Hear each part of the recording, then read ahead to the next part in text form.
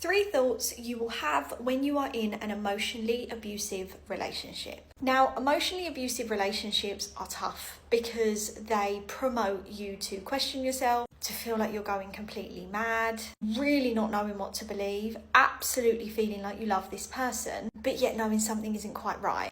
And ultimately that confliction just breeds you being stuck and feeling stuck and not knowing how to deal with this.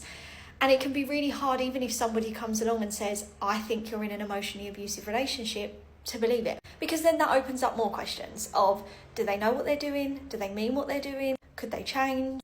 But actually we can see, and I can always see in sessions with clients, based on how a brain is processing, based on how the psychology is thinking through things, based on how a brain is responding to me, whether somebody has been subjected to emotionally abusive behaviours. And these 3 thoughts especially are heavily connected with emotionally abusive behaviours. So number 1, I can't tell you why I love them, but I just want to be with them. If I had £1 for every time I've spoken to a client and said, okay, what do you love about them? Tumbleweed. They can't tell me what they love about them. They can't tell me what about this person even makes them happy. But they just know they don't want to be without them. They just know they want to make it work, and they just know that leaving or blocking this person or getting away from them for good feels horrifically scary, and they don't want to do it. And we never force clients to do it. And I always say this, so many people don't embark on a process like properly psychologically healing because they feel there's going to be these moments of, right, well, Monday morning, you need to block them. Tuesday morning, you need to do this. And that isn't the case. When you're working with the brain effectively through emotional abuse and healing from emotional abuse or leaving an emotionally abusive situation, you'll feel ready. We're planting the seeds and changing the neural pathways so that you're not going to feel like you have to do anything. You're going to feel like you want to.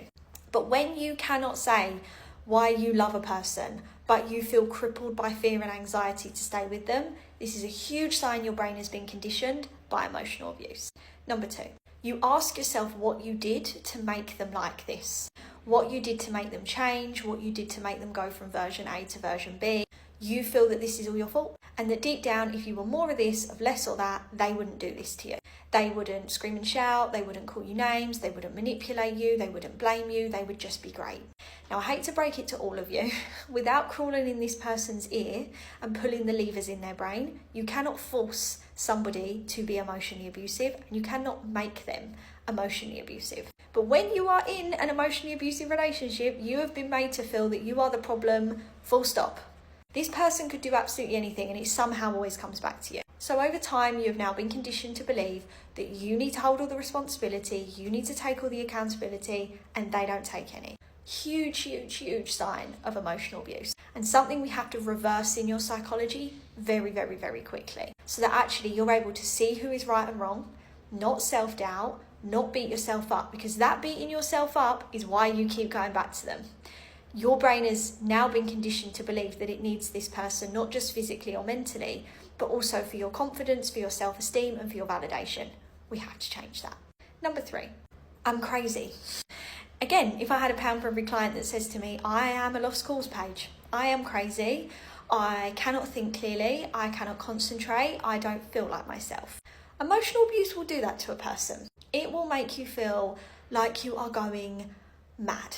And that's how this person wants you. Because if you felt completely clear and completely stable and everything was all great, you'd leave. You wouldn't stick this out. You wouldn't put up with this behaviour. You wouldn't blame yourself. You wouldn't be on their chessboard playing this game that you don't even want to play. They have to keep you discombobulated. They have to keep you in that blender and dizzy so that you don't see what they're really doing and then you don't leave. And this isn't because they're madly in love with you. It's because they feel that they should be able to control you. It can feel so scary to heal from this. But every client I've ever worked with through emotional abuse gets such relief from not only knowing what they've been through, but then knowing how to heal from it, getting to a place of indifference, feeling the best they've ever felt, and never needing to be in this situation again.